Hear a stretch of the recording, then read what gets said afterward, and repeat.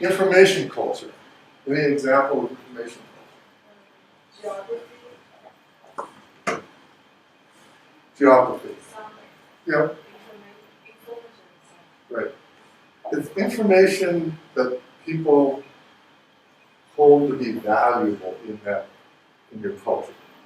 And sometimes there's certain things that are important in one culture and not important in another culture. I mean, if you look at, sometimes you can find it in very strange things.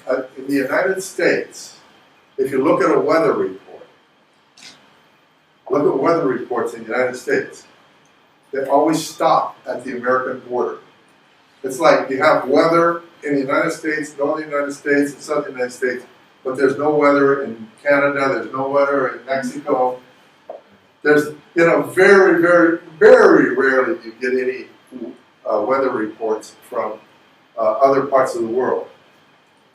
And when I'm abroad, no matter in China and other places, I very often see weather reports from all over the world. So, there's where we've got weather reports, that's one kind of restriction on information culture in the United States. But the information culture is that the things that we find important. So American football is very important in the United States, almost meaningless or useless information outside the United States. Every time I come to China in July or June and July, I read about Galal.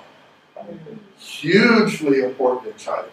Always stories, all kinds of stories. Sometimes you could probably replace the stories of one year with the stories of another year. Nobody would know the difference. They always occur. But that's very information.